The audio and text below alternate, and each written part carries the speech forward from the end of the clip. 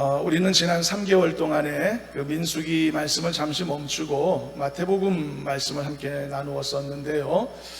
이제는 다시 민수기 말씀으로 좀 돌아와서 나머지 내용을 이어가도록 그렇게 하겠습니다. 지난 시간에 멈추었던 부분이 가나안 땅을 정탐하고 돌아온 12명의 정탐꾼들의 보고의 장면이었기 때문에 이제 그때부터 시작할 텐데요. 12명의 정탐꾼들 중에서 여호수아와 갈렙 두 사람을 제외하고는 다 부정적인 보고서를 들고 모세와 백성들에게로 돌아왔었죠. 게다가 모든 백성들은 이 10명이 전하는 정탐꾼들의 부정적이고 비판적인 보고서에 극도의 영향을 받게 되었고, 모든 백성들이 절망의 기운 가운데로 나락으로 떨어지게 되었던 것을 봅니다. 하나님은 이 상황을 크게 노하시게 되었고, 자신들의 부정적인 생각을 많은 사람들에게 함부로 전달했던 오염시킨 이 10명의 정탐꾼들을 심판하신다라고 말씀하셨던 것인데요. 바로 여기서부터 이제 이어가도록 하겠습니다. 자, 우리는요, 아까도 방금 전에 이제 예배 중에 함께 믿음의 선포를 하지 않았습니까? 믿음의 승리에 대한 선포도 했고, 행복한 삶에 대한 선포도 하지 않았습니까? 그런데 여러분들은 이 선포를 하면서 얼만큼의 의미 부여를 하고 계신지 모르겠습니다. 아마 사람들마다 각각 다르지 않을까 싶습니다. 어떤 의미로 이 선포에 여러분들은 참여하셨나요? 시키니까 어쩔 수 없이 하셨나요? 아니면 나름대로의 믿음의 이 견고함을 갖고서 확신을 갖고 하신 것인지 제가 여기서 봐서는 잘 알 수가 없는 것 같습니다. 여기서 보는 겉모습으로는 뭐 다 제가 알 수 없으니까요. 근데 여기서 여러분들 보게 되면 여러분들이 보여주시는 손짓도 다 같지가 않거든요. 제가 이렇게 하거든요. 나는 주 안에서 항상 행복합니다, 이렇게 가르쳐 드렸는데 어느새 여러분들 중에서는 나는 주 안에서 항상 행복합니다 이러시는 분들도 많고, 이게 좀 굳은 결기는 이 정도 돼야 되는데 이렇게 하고 마시는 분들도 많고, 그래서 여러 가지 생각과 태도, 마음가짐을 갖고 믿음의 선포에 참여하고 계실 텐데 어떤 의미일까? 여러분, 믿음의 선포는 믿음으로 하는 것이죠. 그래서 그렇게 되게 해주시겠다고 약속하신 말씀을 붙잡는 행위란 말이죠. 그래서 믿음으로 선포하면 믿은 대로 되는 줄로 믿으시길 바랍니다. 믿음으로 내 입술에서 나온 말들은 강한 권세를 갖게 되는 이유가 거기에 있습니다. 왜냐하면 믿음으로 되는 것이니까요. 여러분, 그 말이 말이죠, 나라는 연약한 존재를 통해서 입에서 나오는 선포지 않습니까? 그렇다고 할지라도, 나는 연약할지라도 나의 말이 권세를 가질 수 있는 이유가 있는데, 그것은 말이라고 하는 그 자체가 권세가 있기 때문이 아니고 내 입술의 말이 대변해주고 있는 내 안에 믿음이 권세가 있는 것이기 때문이죠. 그래서 내가 믿음으로 말하고 있다면 그 말은 권세가 있다는 뜻입니다. 그래서 믿음으로 선포하는 내 입술은 항상 강한 권세가 있다. 그래서 여러분, 내가 어떤 말을 하고 사는가는 정말 중요한 부분이 아닐 수 없는 것입니다. 내가 어떤 말을 하는지, 내가 어떤 고백을 하는지, 내가 어떤 종류의 선포를 하고 사는지가 정말 중요한 부분이 아닐 수 없는 것이죠. 더 정확하게 표현하면 내가 어떤 믿음을 갖고 살고 있는가, 어떤 믿음 속에서 어떻게 말하고 어떻게 행동하며 살고 있는가가 정말 우리에게 중요한 문제가 아닐 수 없는 것입니다. 그래서요, 하나님의 이러한 조치, 내가 선포한 대로 되게 하시는 이것은요, 내가 삶에서 맺은 열매를 내가 스스로 거둘 수 있게 만드시는 일종의 하나님의 상급이다, 일종의 보응이다 라고 말할 수 있는 것입니다. 그래서요, 이런 차이가 생길 수 있습니다. 그가 어떤 삶의 열매, 어떤 믿음의 열매를 맺었는지에 따라서 이 하나님의 보응하심이 어떤 사람들에게는 때로는 상급이 되기도 하겠지만 어떤 사람에게는 때로는 형벌이 될 수도 있겠다라고 하는 것이죠. 오늘 본문은 가나안 정탐꾼 사건에 관한 마지막 심판의 이야기와 최종적 결론의 이야기가 진행되는 부분이 되겠는데요. 하나님은요, 가나안 땅을 악평하고 돌아와 하나님과 모세를 원망했던 사람들을 다 듣고 계셨다라고 말하고 있습니다. 그리고 더 중요한 사실이 있는데요, 그것은 하나님은 그들이 했던 말을 들으셨을 뿐만이 아니고 그들이 말했던 대로 그들의 길을 가게 하셨다는 사실입니다. 이건 굉장히 중요한 부분입니다. 그래서 그들이 가나안 땅을 악평했잖아요. 그랬을 때 정말로 그들은 가나안 땅에 들어갈 기회를 잃어버렸다는 것이죠. 하나님이 그렇게 하셨습니다. 그리고 그들은 뭐라고 말했죠? 그냥 이 땅에서, 그냥 광야에서 그냥 죽었으면 좋겠다라고 말을 함부로 내뱉었을 때 그들은 광야에서 정말 죽음을 맞도록 하나님이 내버려 두셨던 것이죠. 그래서 이 시간에 반복하게 될 말씀입니다만 우리의 모든 말을 들으시는 하나님 앞에 우리가 어떤 말을 해야 될까라는 것에 너무나 중요한 부분이 있는 것입니다. 자, 그렇다면 하나님께서는 인간이 내뱉는 모든 말들에 대해 정말 말한 대로 결과를 얻도록 하시는 것일까요? 정말로 모든 말들에 대해서 하나님이 이런 식으로 조치를 하시는 것일까요? 그런데 모든 경우가 다 그렇지만은 않습니다. 여러분 보세요. 만일 인간이 내뱉는 모든 말들을 하나님이 그대로 하도록 만들어 놓으셨다면 인간은 어떤 태도를 가지게 될까요? 자기의 입술을 더욱 조심해야겠다라고 하는 생각을 갖는 게 아니고 자기의 입술에 이런 권세가 있다, 말대로 되네, 이런 권세가 있음을 알게 되었을 때 그 권세를 사사로운 힘으로 사용하고자 하는 유혹을 받을 거란 말이죠. 그래서 오히려 더 교만해질 것이고 그 입술의 권세를 악한 목적으로 사용하게 될 것이란 말입니다. 이렇게까지도 하나님의 선하심을 악용할 수 있는 게 인간이 가진 알량한 잔꾀의 모습인 것이죠. 그래서 하나님은요, 인간이 내뱉은 말들이 마치 기계적인 작동처럼 자동적으로 그대로 되어지도록 하지는 않으신다는 것입니다. 오직 그의 신앙과 오직 그의 삶의 상태를 분명하게 드러내는 매우 중요한 의미를 가진 말들에 대해서는 그 말들만큼은 하나님께서 그들이 내뱉은 그 말들이 그들의 삶에 그대로 이루어질 수 있도록 하신다는 것이죠. 그것을 통해서 그들에게 필요한 상급을 내리시거나 또는 때로는 그들에게 필요한 형벌을 또는 경고를 받도록 조치하신다는 사실이죠. 그래서 인간의 말이 말입니다. 반드시 그대로 된다, 이런 결과를 갖는다는 점은 그래서 어떤 법칙의 의미로서 우리가 받을 것이 아니고 그러한 결과로서 연결시키시는 하나님의 특별한 역사하심으로서만 우리가 해석해야만 하는 것이죠. 오늘 본문의 내용을 보니 바로 이와 관련된 한 가지 사례가 등장하는 것을 볼 수가 있습니다. 왜냐하면요, 그 당시 절망에 빠졌던 이스라엘 백성들이 입 밖으로 내뱉었던 말들 중에 그들의 말대로 대부분 됐지만 그들의 말대로 되지 않았던 한 가지 사례를 우리가 찾아볼 수가 있기 때문입니다. 그 내용이 무엇일까요? 본문 31절 한번 읽어보도록 하겠습니다. 31절 같이 읽어봅니다. 너희가 사로잡히겠다고 말하던 너희의 유아들은 내가 인도하여 드리리니 그들은 너희가 싫어하던 땅을 보려니와. 이스라엘 백성들은요, 그렇게 말했죠. 우리는 가나안 땅 차지할 수 없어, 절망적으로 말했고, 그리고 이러다가는 우리는 다 죽을 거야, 죽음에 대해서 말했죠. 그래서 하나님은 그들이 말한 대로 하셨다고 했죠. 가나안 땅은 차지하지 못하게 하셨고 그들은 광야에서 죽도록 하셨다고요.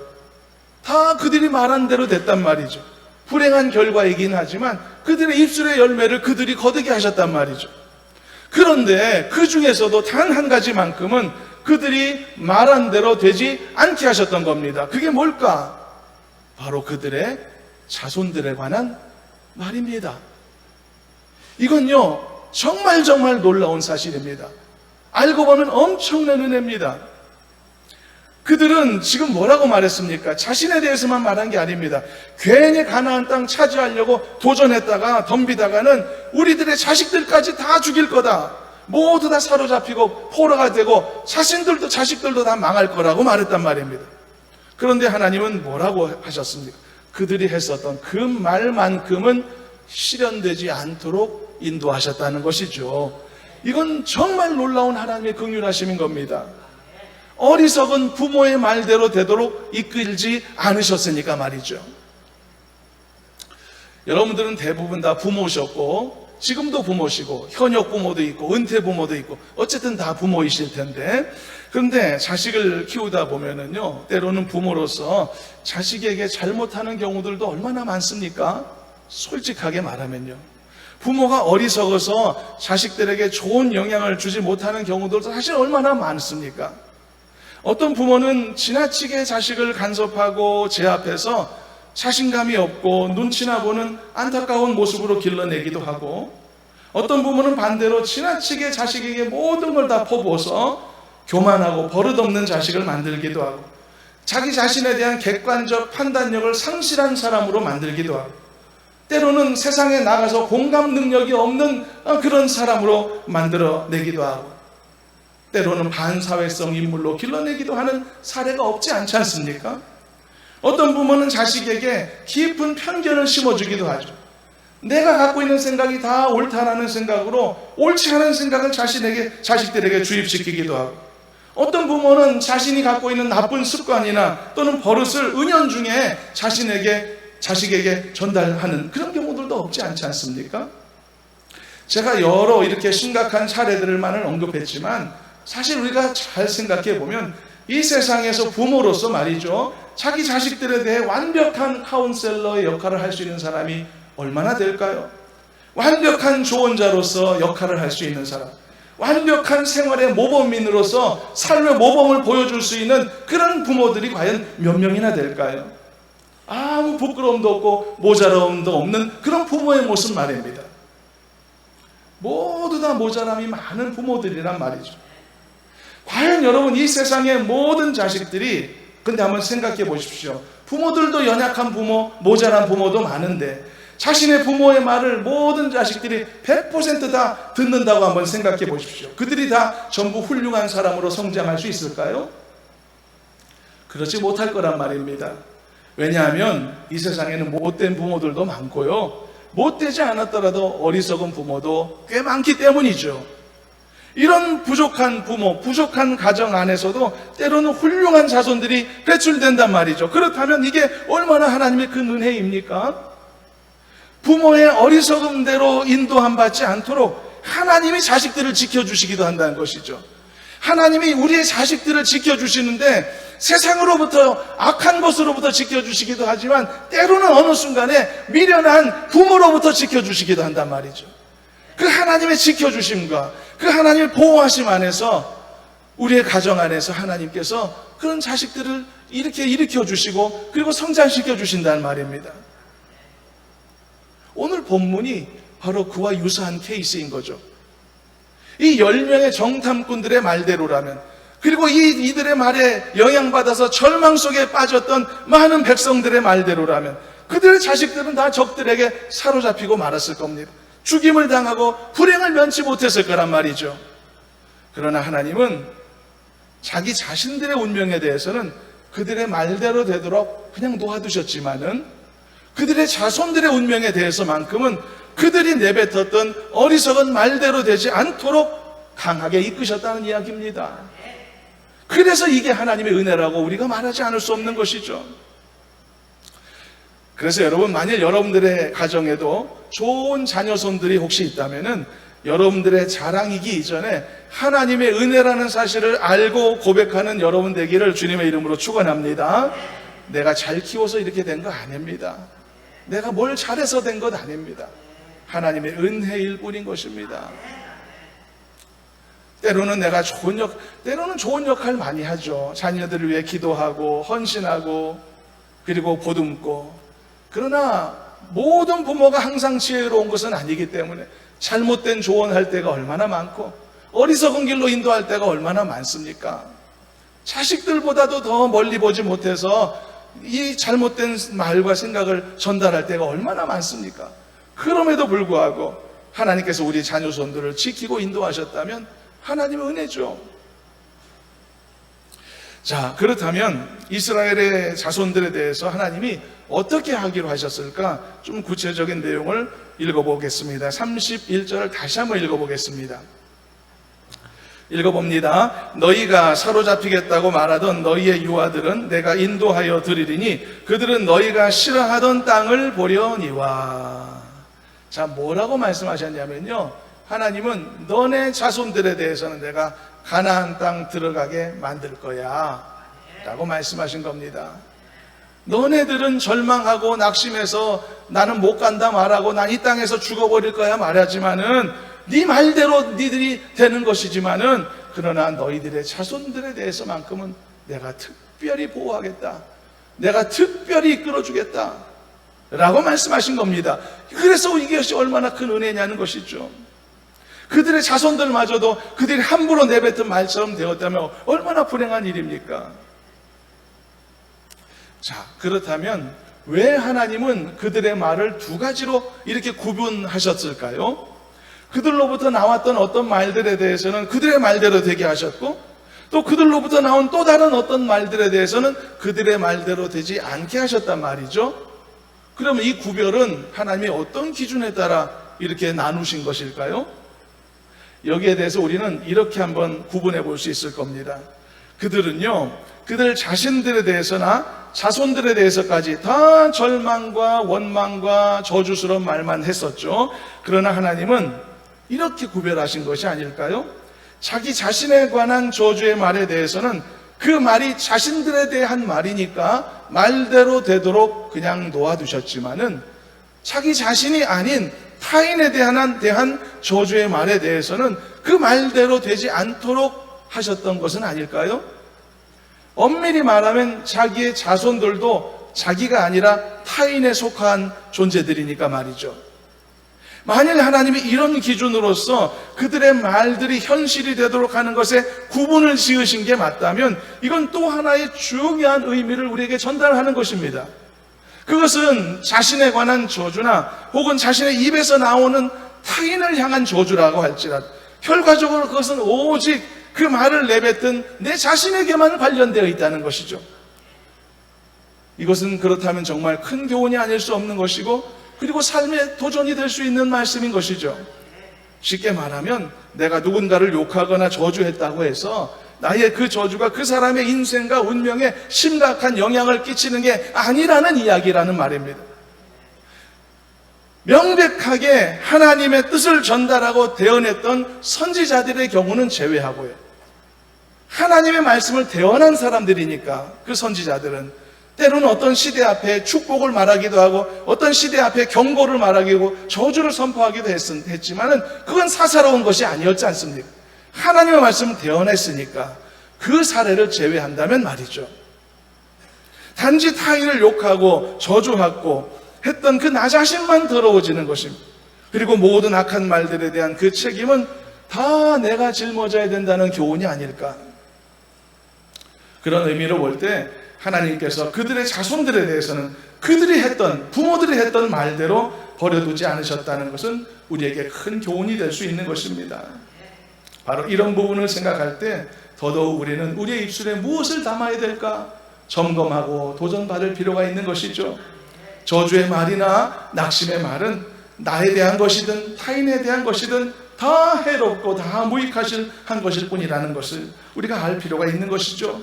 그래서 언제나 주 안에서 긍정적인 말을 즐거이 선포하고 하나님의 약속에 근거해서 담대하게 믿음으로 선포하는 믿음의 용사들만 되기를 간절히 소망합니다. 여러분들의 입술이 은혜로운 입술 되시길 바랍니다. 믿음 안에서 긍정적인 것을 말하는 그런 복된 입술들이 되시길 바랍니다.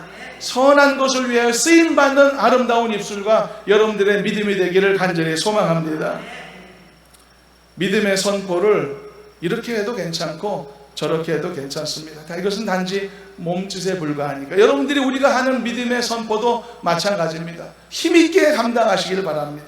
여러분들의 형편이 어떻고 여러분들의 상황이 어떻다고 할지라도 혹시 여러분들이 믿음이 약하고 연약하고 죄도 많고 실수도 많고 한 주간 우리가 자랑스럽게 못 살았다 뭐 이런 모습들이 혹시 있을지라도 이 시간 이 순간에 우리가 함께 하나님 앞에 드리는 믿음의 선포는 믿음을 갖고 당당하게 하실 수 있길 바랍니다. 내 약함 때문에 내 믿음의 선포가 약해지는 게 아닙니다. 내 믿음으로 하나님 앞에 선포하는 것은 하나님께서 내 믿음의 권세를 주심으로 말미암아 믿음대로 되게 하시는 역사를 베푸시는 것이죠. 내 부족함 때문에 하나님 앞에 믿음으로 나아가는 내 발걸음까지 이 부족함으로 채우지 마시고 나는 부족하지만 하나님을 향해 나아가는 내 발걸음만큼은 당당하게 믿음의 발걸음을 걷는 우리가 되셨으면 좋겠습니다. 그래서 여러분, 여러분들의 입술에도 모든 종류의 악평, 나쁜 말 담지 않기로 다시 한번 결심하시면 좋겠습니다. 그리고 반대도 마찬가지입니다. 반대로 혹시 누군가가 여러분들을 악평하거나 또는 저주하거나 나쁜 말을 하는 이야기를 들었다면 그것 때문에 잠시 기분 나쁠지언정 그 저주가 현실이 되리라고 하는 그 생각 때문에 두려움을 갖는 일은 금지하시길 바랍니다. 이것 또한 굉장히 중요한 건강한 믿음의 자세에 필요한 부분입니다. 사람들이요, 오늘의 운세 같은 글들을 무심코 읽는 경우가 많습니다. 왜냐하면 너무 많으니까, 어떤 매체든 어디에든 우리가 찾아보려고 하지 않아도 눈에 들어오니까. 심지어 그리스도인들 중에도 재미로 읽는 경우들도 많은 것 같은데 절대 바람직하지 않습니다. 왜냐하면 아무리 재미로 그렇게 한다고 해도 사람들은 그 글의 내용에 일정 부분 영향을 받을 수밖에 없기 때문이죠. 오늘의 운세 내용이 좋으면 여러분 기분 좋죠? 나쁘지는 않지 않습니까? 반대로 오늘 운세의 내용이 좀 찝찝하면은 여러분들의 기분도 좋을 일은 없겠죠? 아무리 영향을 안 받는다고 해도 재미로 한다지만 재미로 안 되는 거죠. 다 이런 기분의 영향을 받죠. 그래서 여러분, 영향을 받지 않는다고 하지만 영향을 받게 된다. 그래서 그런 종류의 어떤 종류의 미신적인 행위들도 반드시 멀리 해야 되는 것입니다. 재미로도 하지 말아야 됩니다. 아무 의미 없는 것 같다라고도 하지 말아야 됩니다. 그런데 보세요. 만일 그 접한 내용이 좋지 못할 때 은근히 두려움이 스며들지 않습니까? 이게 무슨 두려움이죠? 저주에 대한 두려움이란 말입니다. 잘못될 것 같기도 하고, 사람들이 점쟁이를 찾아가면 점쟁이는 이런저런 말로 사람들에게 겁을 주기 마련이죠. 그래서 비싼 부적을 사게 하거나 구슬하게 한다거나 이런저런 미신적 행위를 하도록 이끌어주지 않습니까? 그런데 사람들이 거기에 빠져드는 이유가 뭔가? 두려움 때문인 것이죠. 저주에 대한 두려움. 그러나 성경은 어떻게 말씀합니까? 그리스도인들에게는 다시는 저주가 없으리라고 계시록에 말씀하지 않습니까? 하나님의 어린 양의 보좌가 그의 곁에 있느니라라고 성경이 말하지 않습니까? 또한 거듭난 성도는 이미 마귀의 올무에서 벗어났다라고 선포하지 않습니까? 하나님께 사로잡힌 바 된 사람들이 하나님의 자녀들이라고 디모데서에서 말씀하고 있지 않습니까? 여러분, 이 말씀이 누구에 대한 말씀인가요? 여러분들에 대한 말씀입니다. 예수 믿고 거듭난 여러분들, 우리들에 대한 말씀이죠. 예수님을 나의 주 나의 하나님으로 믿고 예수님의 십자가의 권세로 죄 용서함을 받았음을 확신할 수 있는 사람, 나와 같은 하나님의 자녀들에게 하신 말씀이 이 놀라운 말씀인 것입니다. 그래서 여러분, 하나님의 자녀된 그리스도인들은 어떤 악한 자들의 저주에도 조금도 영향받지 않는 것입니다. 왜냐하면 하나님의 자녀들은 이미 마귀의 올무에서 벗어났기 때문이고 하나님께 속한 바 된 자녀들이기 때문이죠. 그래서 여러분 보십시오. 어떤 타인에게도 영향을 줄 수 없는 이 저주의 말인, 혹시 그 말을 내뱉고 그 사실을 주장하는 자신만 더러워지게 만드는 그 모든 원망과 저주는 당연히 내 입술에서 떼어내야 하지 않겠습니까? 그래서 한편으로는 하나님의 자녀된 신분을 가진 자로서 어리석은 이런 저주의 말에도 흔들리지 않는 늘 깨어있는 견고한 믿음의 사람들이 되어야만 하는 것입니다. 그런 의미로 볼 때 하나님께서 오늘 본문에 그의 자손들이 그들이 말한 어리석은 말대로 되지 않도록 하신, 내버려두지 않고 이끌어주신 이 놀라운 사건은 너무너무 다행스러운 일이고 하나님의 은혜이며 기적이라고 우리가 규정하지 않을 수 없는 것이죠. 여러분들도 언제나 주 안에서 긍정적인 말을 하시기를 바라고 하나님의 약속에 근거해서 담대하게 믿음으로 선포하는 일에 주저함이 없는 용사들이 되기를 주님의 이름으로 축원합니다. 그런데요, 마지막 한 가지, 이렇게 이스라엘 백성들의 자손들에 대해서는 부모들의 낙심과 저주의 영향에서 하나님이 건져주셨지 않습니까? 그들을 가나안 땅으로 인도하시겠다고 약속까지 하셨는데, 그런데 한 가지는 그 자손들도 피할 수 없는 것이 있었음을 보게 돼요. 그들에게도 짊어져야 되는 인생의 짐이 있었다는 것이죠. 그게 뭘까요? 그것은요, 그 어린 자손들에게도 예외 없이 주어지게 되었던 광야에서의 40년의 시간입니다. 이건 예외가 없었습니다. 그렇다면 왜 그러셨을까요? 왜 그 자손들조차도 40년의 광야 생활을 벗어나지 못하게 하셨을까요? 왜 가나안은 가게 하시면서 왜 광야는 왜 같이 가게 하셨을까요? 혹시 이거는 그들의 부모의 낙심과 그 저주의 말에 대한 영향이나 자손들에게 끼쳐진 그런 결과가 아닐까요?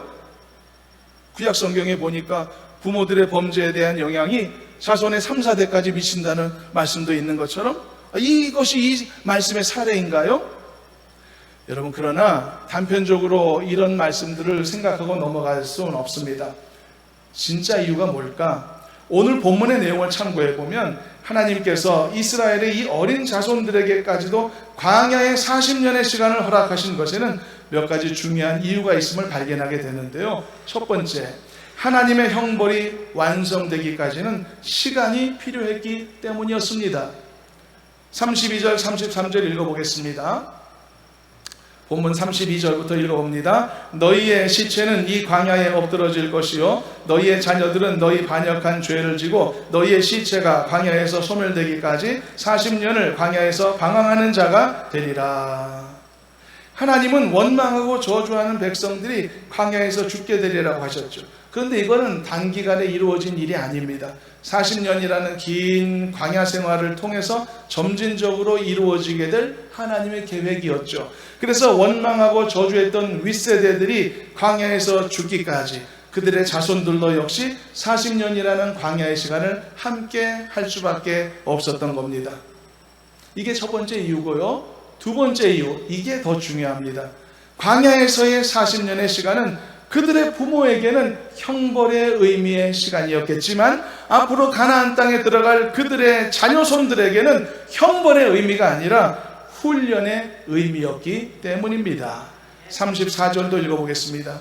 바로 34절 읽어봅니다. 너희는 그 땅을 정탐한 날수인 40일의 하루를 1년으로 쳐서 그 40년간 너희의 죄악을 담당할지니 너희는 그제서야 내가 싫어하면 어떻게 되는지 알리라 하셨다 하라. 이 말씀의 뒷부분에 뭐라고 하나님 말씀하셨죠? 너희는 그제서야 알게 될 거다.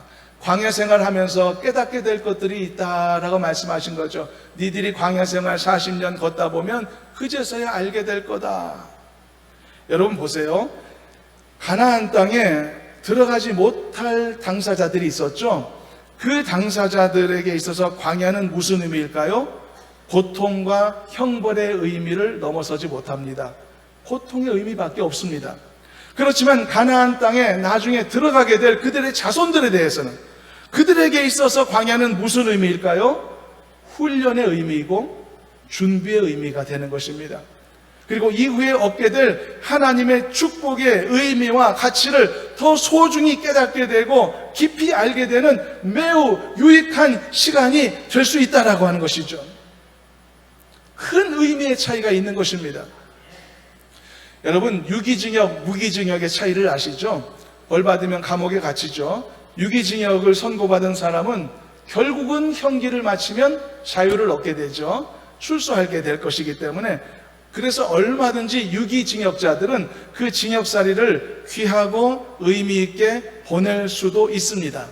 쉽지는 않겠지만 보낼 가능성이 있습니다. 왜냐하면 나중에 나와서 나올 수 있으니까. 그런데 혹시 무기징역을 선고받은 사람은 다시 자유를 얻을 희망이 없기 때문에 징역살이 하는 그 자체가 오롯이 그에게는 형벌의 의미로만 규정이 되는 것이죠. 날마다 형벌을 받고 있는 거죠.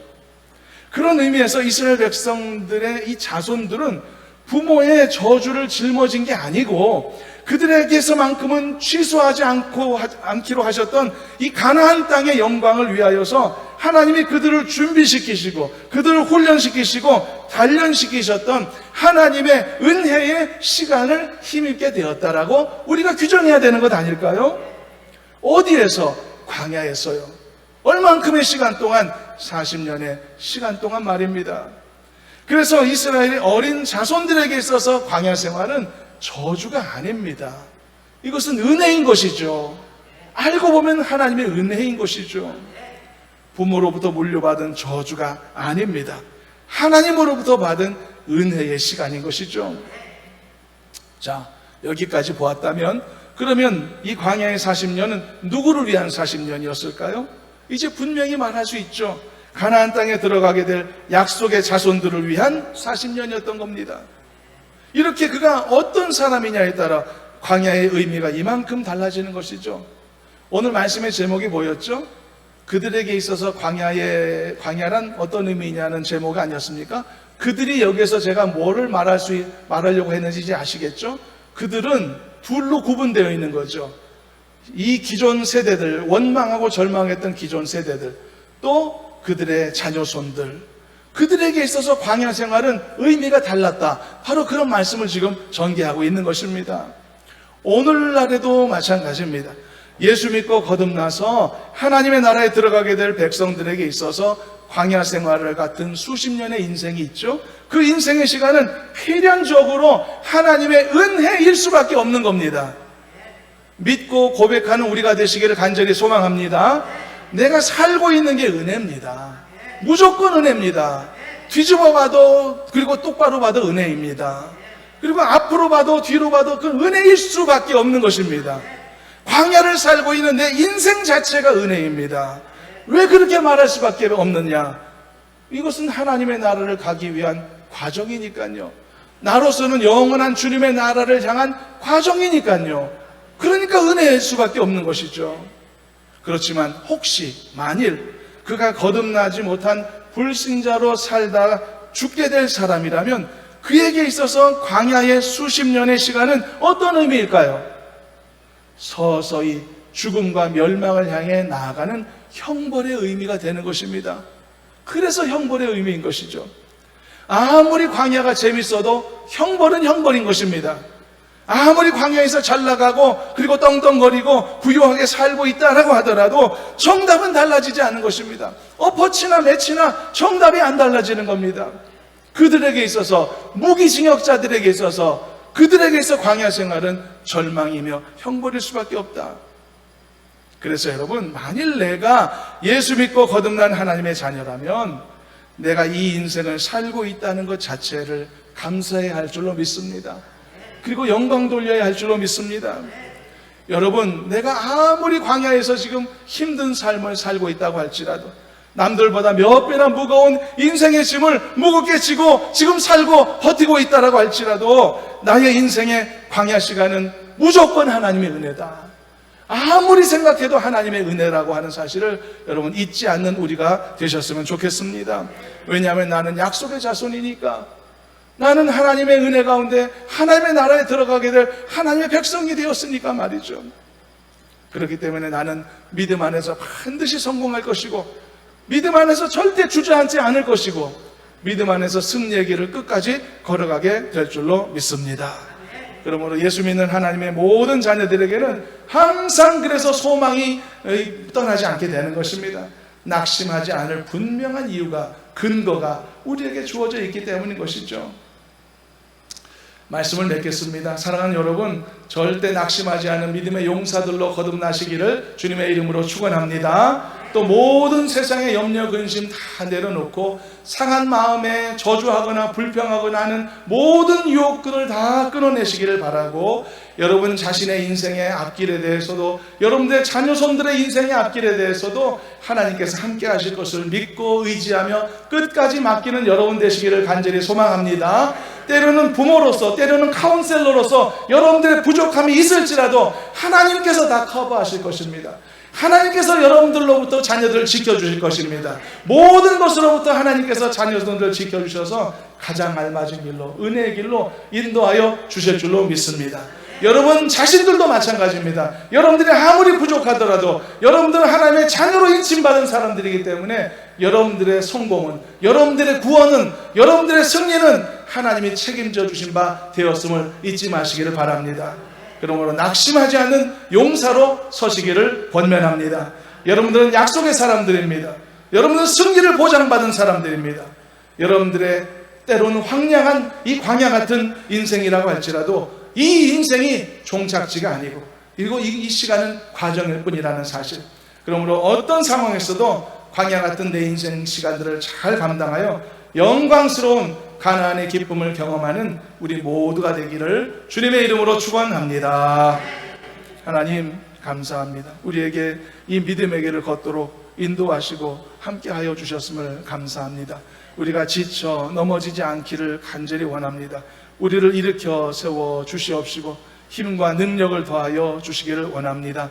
담대한 믿음의 선포자, 승리의 선포자가 되도록 인도하여 주시옵시고 이 믿음대로 되어지는 아름답고 귀한 열매를 거두는 우리가 되게 하여 주시옵소서. 우리들 모두에게도, 우리 교회에 속한 모든 권속들에게도, 우리 가정들에게 속한 모든 자녀손들에게도 이와 같은 은혜가 충만케 해 주시옵소서. 예수님의 이름으로 기도하옵나이다. 아멘.